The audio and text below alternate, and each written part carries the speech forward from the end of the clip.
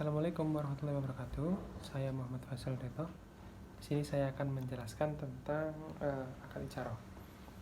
Kita bahas dari segi definisi. Menurut ulama Hanafiyah, icaroh adalah akad yang diambil pemanfaatnya saja dengan kompensasi yang diberikan setelah pemanfaatannya itu diambil. Contoh barang-barang icaroh bisa seperti penyewaan mobil atau mobil yang disewakan di rental mobil. Mereka tidak membeli mobil, tapi mereka membayar atau membeli manfaat dari mobil tersebut. Mereka tidak menanggung kerusakan dari mobil-mobil tersebut atau mobil yang digunakan, tetapi mereka membayar jasa tersebut. Landasan hukum akad icaroh yaitu yang pertama dari surat Al-Qasas ayat 26, yang artinya dari salah satu kedua wanita itu berkata, "Ya bapakku, ambillah ia sebagai orang yang bekerja pada kita. Karena sesungguhnya orang yang paling baik yang kita ambil atau yang kamu ambil bekerja pada kita ialah orang yang kuat lagi dapat dipercaya." Rukun akad icaroh yaitu via yang bertransaksi atau orang yang memiliki barang atau orang yang ingin menyewa manfaatnya dengan adanya ijab persetujuan antara penyewa dan orang yang menyewakan. Kemudian manfaat dari barang atau jasa yang ditawarkan juga diberi kompensasi atau biaya sewanya. Misal tadi seperti meminjam mobil ke rental mobil, kita tidak membayar mobilnya, tapi kita membayar jasa setelah kita memakai mobil yang kita sewa. Dalam hal ini ada beberapa rukun-rukun dalam akad icaroh. Ada beberapa syarat dari pihak-pihak yang bertransaksi dalam akad icaroh ini. Yang pertama, dia dalam kondisi yang normal atau orang normal atau tidak gila atau waras.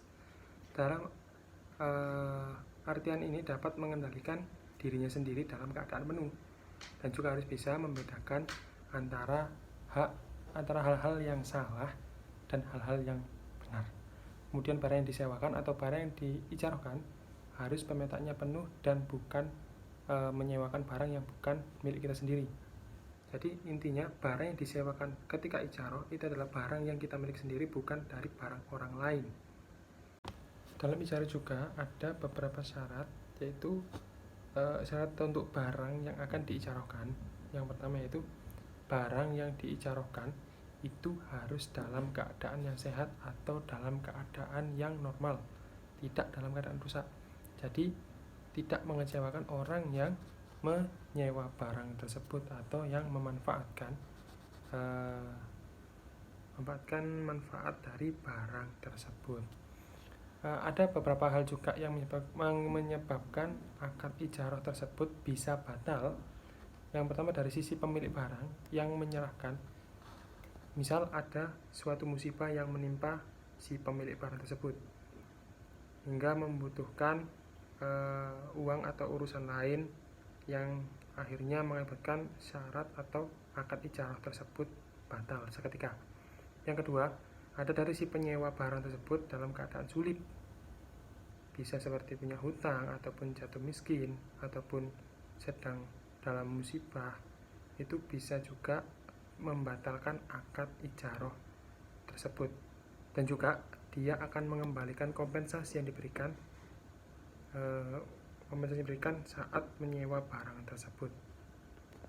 Dari macam-macam icaroh yang telah saya jelaskan dari awal video tadi, yaitu icaroh atau jasa pekerjaan, yang yaitu kita menawarkan jasa kepada pihak lain dan kita mendapatkan upah atau kompensasi karena kita menyewakan barang tersebut.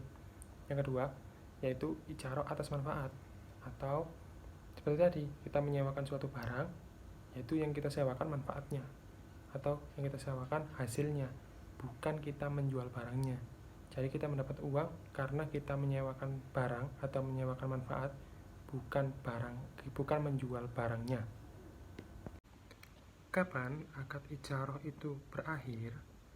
Tentu saja ketika durasi atau periode ataupun akad yang telah dijanjikan sejak dari awal memang sudah benar-benar berakhir. Yang kedua, kedua pihak sama-sama telah menyelesaikan akad-akad yang telah disepakati. Yang ketiga, salah satu pihaknya meninggal tapi ijarahnya belum terbilang selesai.